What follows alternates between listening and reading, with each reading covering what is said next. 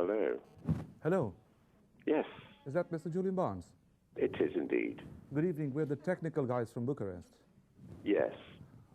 We have a small technical problem. We should have had an almost TV interview, and it looks like we will have an almost radio one. Yes. Unless you can, I mean, I found FaceTime preferences and I signed out and I signed back in again with my password, but it didn't make any difference to the calling either way. Uh-huh. I'm afraid, if that's what you were going to suggest that I do. What we're doing right now is that we are with some 100 fans of your own, and everybody is ready to hack me if I don't ask the correct questions. Are you ready to let me shoot? Yes, absolutely. Go ahead. I'm just very sorry it's happening. It's more my loss with not being able to see people there than it is theirs not being able to see me. Okay. But far away. We're happy with your voice also. That'll be okay. Good, good. Good. How are you? I'm very well, thank you. It's nice to be talking to Romania again, where I'd been twice in my life. In 1965, when I was driving through Russia with a group of friends, and then we ended up coming from Odessa into Romania. And in 1979, I came with my future wife, and indeed I proposed to her in the middle of the Romanian countryside. So I have very warm memories of Romania. That's a very good news. Okay. I should also translate the reactions of the audience, but it'll be very difficult for me. Maybe I should say laughs. Okay? Good. Your latest book, and thank you for this book. Your latest book is a novel about the collision between art and power. It is a possible perspective upon Dmitri Șostacoviči's life under the terror of the Soviet regime. Weren't you a little bit afraid or reluctant, maybe, in approaching this kind of topic, even if you studied the Russian culture thoroughly? Can you hear me? Hello? Can you hear me? Mr. Barnes?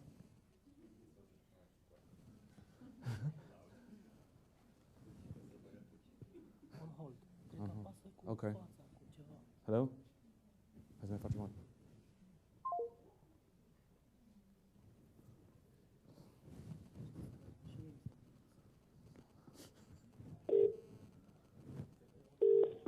Yes. It's me again. It looks like I'm your insurance agent. I know. I think the technical problems might be at your end, because we were talking and then it just flips to music. I hear music for a minute and then Wow. the phone disappears. Wow. Then the phone cuts out. You were talking about Russia. Could have been Mr. Putin. Maybe. I don't know. We can't blame him for everything. Well, you're fully right. Okay. I will repeat my question. Would it be okay? Yes, of course. Okay. So I was talking about your latest book, which is a novel about the collision between art and power, and Yes. a possible perspective on Dmitri Șostacoviči's life under the terror of the Soviet regime. And my question is, weren't you a little bit afraid or maybe reluctant in approaching this kind of topic, even if you studied the Russian culture thoroughly? Yes and no. The thing is that you always have to make a jump into the dark when you write a book. Don't forget that I'm 70, so I'm a child of the Cold War. And so as an adolescent, I lived through things like the Cuban missile crisis. So there's that basic political background that every European has. Then it's true, I studied Russian at school for 2 years and for 2 terms at Oxford, and I read Russian quite fluently at one point. I've been interested in Shostakovich's music since I was 15. I became interested in him as a case, as you say, the collision between art and power, about 25 years ago. So I've been working very, very slowly towards this. It wasn't a sudden rush of blood to the head. And then, the proof of the pudding, as we say in England, is in the eating. So you write the book as well as you can, and then you get the results. And obviously, it's going to be different when the book is read in what used to be Eastern Europe from what used to be Western Europe, and probably examined more carefully and more accusingly, perhaps even. But that's for you to tell me. You're certainly aware of the different way this book is received in a country like Romania, for example, where people still feel the real memory of a communist regime. Did you clearly, practically think of this type of audience? No. What you do is you write you write in English for your readers as far as you can imagine them. When I wrote the book, I didn't think about whether it would be translated into Russian, Romanian, Ukrainian, Georgian. It's been translated into, and so on. I just wrote the book that I wanted to write, and then it's really up to foreign publishers if they think this will be interesting or not. So there's a certain hurdle that the book has to get over in the first place.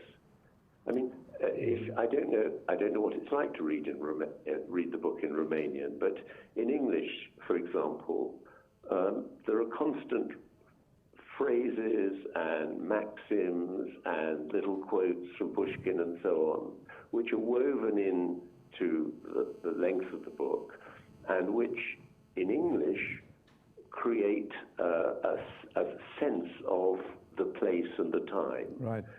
Now, whether this works when you're closer than in England, I don't know. You've been asked this question many times, but I do have to ask it again. What would you do if you were in the shoes of a writer in a country living under a dictatorship? What position would you possibly have chosen, the one of a hero or the one of a coward? Oh, I don't think I have the ability to be a hero. I don't think I have the character. I have the character to be... I think I would try not to collaborate. I would be silent, probably. I think it's easy when you haven't had a dictatorship in your country for about 300 years to imagine that you would behave more heroically. I think that it depends on the exact state of the tyranny. In some way, under some governments, you might be able to make a sort of ironic, coded message and get that out there. With some, if you said anything that wasn't completely party line, you'd be killed. So I wouldn't want to exaggerate how I would behave. I mean, Shostakovich is a kind of hero to me because he didn't. He saw things very clearly. He realized to what extent he would have to compromise in order to survive. Would you have done some kind of a deal in order to be published? I have no idea. I mean, writers who I do admire, for example, Ismail Kadare, the Albanian writer, a great writer. He, as we now understand it, post-communism, did some kind of deal. I don't think that there's anything necessarily wrong with that because the books are incredibly strong. And one of the things that Shostakovich said about his music was, music is not like Chinese eggs. It doesn't get better by being buried in the ground for 100 years. Right. And so there is no simple answer. But, you know, it may be possible to write something in a disguised way which people will understand, or it might not be possible to say anything. And it also depends on what sort of a writer you are. You know, if you are essentially a political writer, then it becomes much more complicated. Of course, we are not judging anybody here. This must be clear. But on the other hand, you said that in order to condemn Shostakovich or anyone else, one has to think if he or she is morally superior to the condemned one. Please tell us more about that. Oh, I mean that it's very easy for people who lived in the West at the time of communism to try and understand too clearly, you know, and to make a moral judgment on people whose lives they can't imagine. You know, there were lots of sympathizers to those who were protesting under communism, but it always seems to me that there's a slightly suspicious side which wants a martyr, which wants a hero, you know, in order to prove that a regime is unpleasant, someone has to die. And I feel that's kind of horrible, but that's a sort of moral superiority that people feel. And also, there's a moral superiority in feeling that you know exactly what it would be like and exactly how people ought to behave.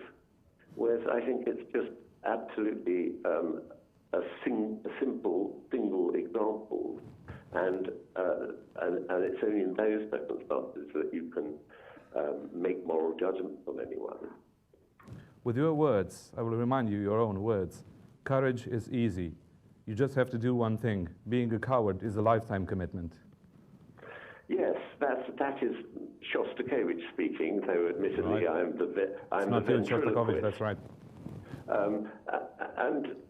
And you know, that's in a way that's right. To be a hero, you might just have to, you know, pick up a gun and try and shoot someone, and then get killed yourself.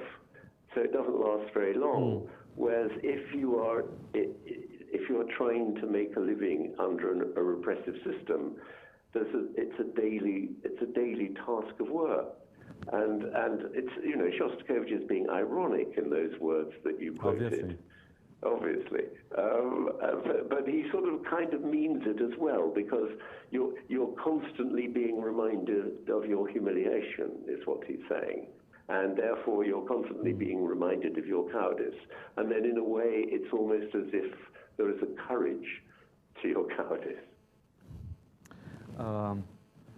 There's a Russian saying, and I was very curious to find out if it is really Russian or it is your own creation. And, quote, he lies like an eyewitness, end of quotation. Oh, yeah. Yes, that's one of my very favorite Russian sayings. And I came across it about 30 years ago. I think I may even have found it in the Solomon Volkov book about Shostakovich. I'm not sure, but I loved it. I thought it was so perfect, and in fact I used it in a book I wrote called Talking It Over. It's the epigraph to the book. He lies like an eyewitness, Russian saying. So no, it is an authentic one, but I would be flattered to think that I might have made it up. Please allow me an automatic burst of questions. There are questions of your own, which I will turn back to you. Why written things awake in each one of us the need to hunt the author? Why don't we mind our own business? Why books are not enough for us? Yes, I know. That's a very interesting one, because I think in an ideal world, a writer would just write his or her books, and then by some mysterious process, readers would discover them, you know, and there wouldn't be any promotion, there wouldn't be any publicity. It would all the news would seep out there somehow. This is, of course, completely unrealistic, especially in the modern world. And so the writer does give something of him or herself out there. And of course, I, as a reader, feel exactly the same about other writers. I want to know all about John Updike, for example, you know. And yet I feel that maybe my interest in him is not entirely as pure as it ought to be, you know. I like gossip about people, but I don't like to be gossiped about. It's the normal sort of, two double standards that you have as a human being. Right. Let's think a bit of some words from Flaubert's Parrot. We could see the writer from two different angles, as a tenacious, fully accomplished stylist, or as one who thinks that language is a tragic inadequacy. Which side are you?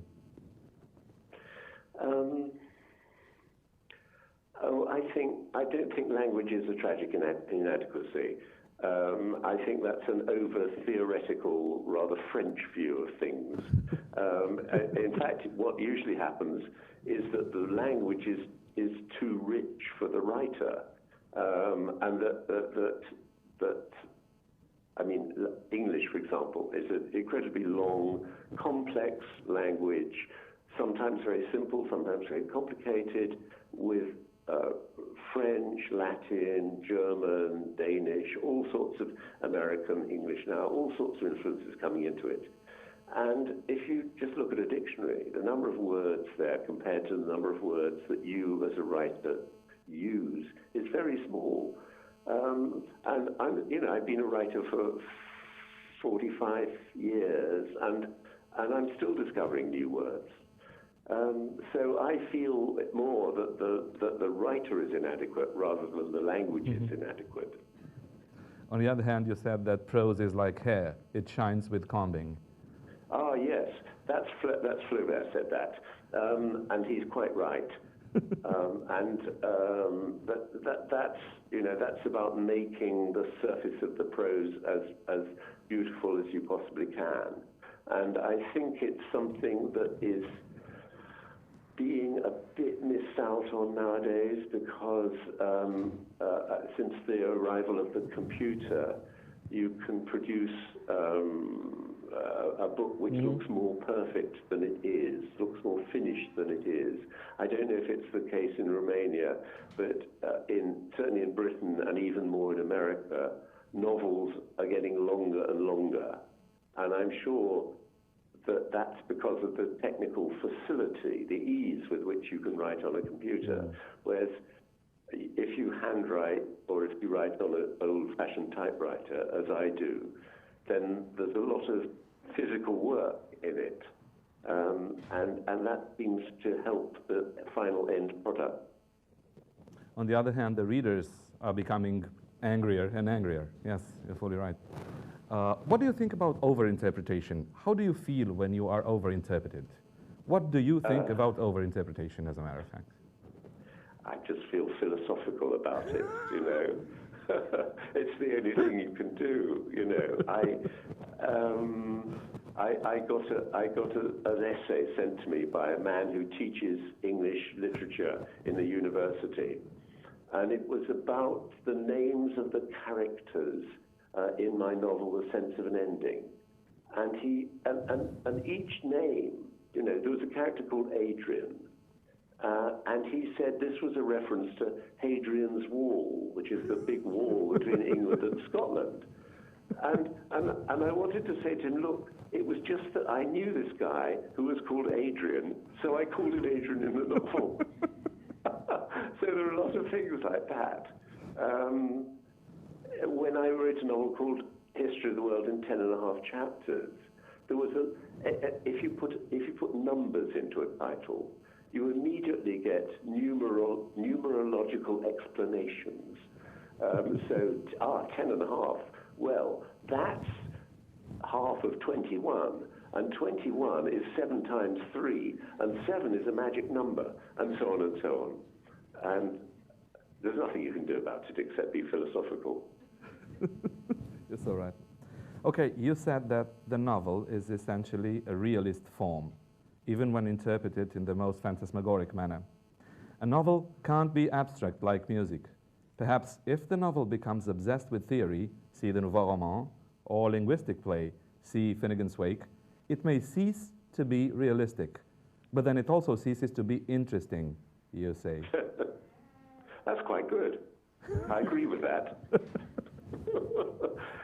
Yes, I think that there are limits to the novel and to all written forms, and that they can be killed by theory or too much theory, they can be killed by a sort of the obsession with the tiniest details of language, as in Finnegan's Wake, as I cite, which I know people who adore James Joyce, and none of them have read Finnegan's Wake. They all started it, but none of them have finished it. It would, you would have to be in a prison cell, and it would be your only book, and that's the only way you'd end up reading Finnegan's Wake. May I give you another practical example of that? What would you say about Welbeck's Elementary Particles? Oh, well, I think that's a very interesting book. Indeed, I was on the jury of a French prize, which gave it the prize. So I have a great admiration for Welbeck's mind, though I have my doubts about him as a novelist. For instance, if the characters in Welbeck's novels, they all make speeches rather than have conversations. So, someone will make a speech about Islam or something like that, and it doesn't resemble real speech at all. So I think he's probably the most interesting French novelist around at the moment. And I read each one of his books, but I find them all sort of unsatisfactory usually from a structural point of view. I mean, for instance, has Mission been translated in Romanian? Yep. Well, a good example there is that novel starts with what looks as if it's going to be a huge and bloody exchange between Islam and contemporary France. So you have, at one point, you have people being killed in a service station on a motorway, dead bodies. You have Marine Le Pen leading a 300,000, 500,000 people march up the Champs-Élysées. And then all of a sudden, there's a break in the book, and the second half of the book is all about a man who's an expert on huismans, I think. And it's all about whether or not he will find it more convenient to have two wives, because he could then have one for sex and one for cooking. And you think, but Monsieur Welbeck, look at where your novel was going, and then you stopped being interested in that part of it, and he gave us a different novel. So that's what I mean by him being a very intelligent man, but not a very intelligent novelist. Well, this is my last intelligent question, and then with your kind permission, we'll switch to football, maybe, okay? I always have to talk about football. Okay. You said it's more likely that we don't than we do know the truth about the past, about history. Well, some people could be more than intrigued, even frightened by these words. They could say that this way of seeing things is an amputation of any connection that a human being could have with any type of certainty. What would you say about that? I would say that it's self-evidently true that we can never be 100% certain about any historical event. But that doesn't mean that we must throw up our hands and say, oh, everything is relative and there's no certainty at all out there. It means that what we have to do is we have to recognize that perhaps if we're dealing with, say, what happened in a particular incident in the Second World War or in the English Civil War or whenever, we can probably only recapture, let's say, 70%. But 70% is much better than 60%, and all the single percentages are very variable. So I'm not saying that because we can't recapture it entirely, that it's meaningless. On the contrary, we must value what we can recuperate and trust. But we must be aware that this isn't the entire truth. And what happens when we take 60% as 100% is we tend to have a much sort of cruder and often more nationalistic sense of what happened back then. I'll keep my promise. You've always been a real supporter of Leicester. And by the way, congratulations for this year's outstanding performance of winning the Premiership. Yes. But you're not doing very well, so to say, in the Premier League. No, unfortunately, one of the results of winning the Premiership is, A, one of your very best players gets bought by Chelsea. It's true, with Russian money. You know, this is what happens. So first of all, that Chelsea bought, with lots of rubles, bought our most valuable player. And then, of course, you get into the Champions League. And the bizarre thing is that we're doing wonderful, well. Right? We're doing incredibly well in the Champions League. We've topped the group. We've won the group with 13 one match points, to go. right? But what happens is that on the Saturday before we play in the Champions League, the team can't concentrate on the Premiership game. So I think there've been 5 games on a Saturday before the Champions League game, and we've lost 4 and drawn 1. So on the other hand, it's thrilling for Leicester City supporters to be able to go and visit foreign towns that they wouldn't otherwise have gone to. In Charlie Rose's TV interview in Bloomberg, you said you get inducted into supporting a team. Can you talk a little bit about this inductiveness? Well, some of it is obviously to do with your parents, though not in my case, or what part of what town you live in. In my case, I was born in Leicester, and I left when I was 6 weeks old, and I didn't go back till I was about 40. But as a very small boy, knowing that I had come from Leicester, I instantly was inducted into supporting Leicestershire Cricket Club, Leicester Rugby Club, and Leicester Football Club, you know. And I think that, if I may make a slight criticism of the young nowadays, they don't have any stamina for supporting a team when it's unsuccessful. I've heard young boys talking about football and saying, "Oh, I think I'm going to support Manchester United next season because my team aren't doing so well." I find this very morally reprehensible. I think you have to suffer. Well, I mean, being a football supporter is about suffering anyway, isn't it? That's what it's mainly about. Especially being a supporter of your national team. Try being a supporter of England football since 1966 onwards. Anyway, so I think it's very good for you to support a team that doesn't really win very much. Okay. Because it builds your character. Okay, and last but not least, how's Brexit going? Is it okay? I think Brexit is a disaster. It's not going at the moment because we haven't left. Everyone is walking, lots of people are walking around saying, you see, we voted for Brexit, and guess what? Everyone's spending lots of money in the shops at Christmas. So obviously, it hasn't made any difference. Obviously, we're going to go on just as before. And you think, but look, we haven't even, Article 50 hasn't even been invoked. We haven't even told the European Union we're going to leave officially. And then we somehow think that we will tell them what we want, and they'll say, yes, we agree. So we're living in cloud cuckoo land at the moment. Okay. So Brexit hasn't even started. And there's a last quotation from yourself, which is very, very, very interesting. You say something like this: "It dismays me what selfish and uncooperative Europeans we have been over the past years, smugly farting away in the corner." Yeah, well, I agree with that as well.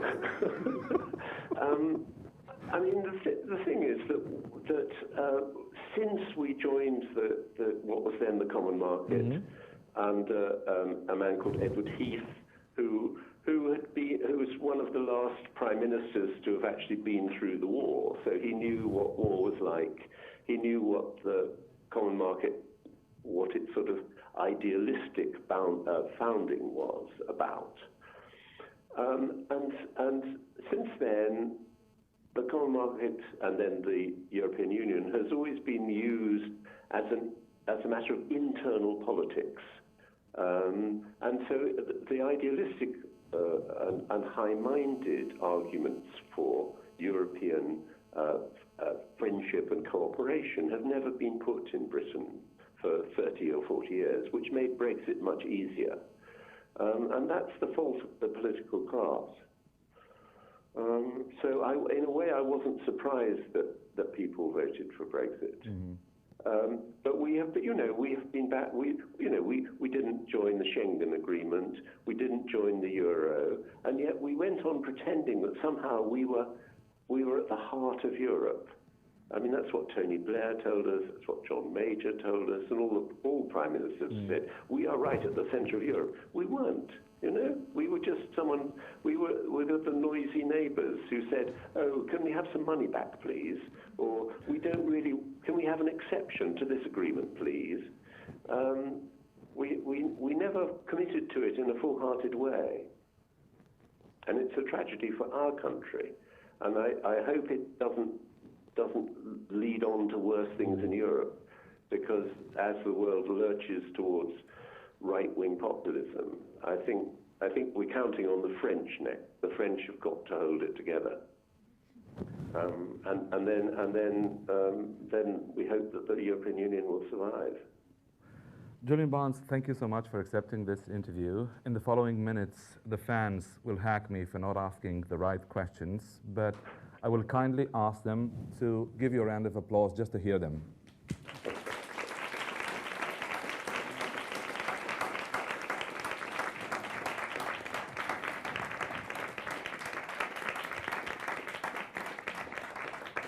And thank you so much for this interview, which was like a Cold War interview through Radio Free Europe. But, well, that's it. It's very nice to hear you. Thank you very much. And I'm sorry we couldn't see one another as well. We're looking forward to have you in flesh and bones here in Bucharest. Thank you so much and good luck. Thank you. Okay. Goodbye. Good night. Thank you. Mulțumim frumos.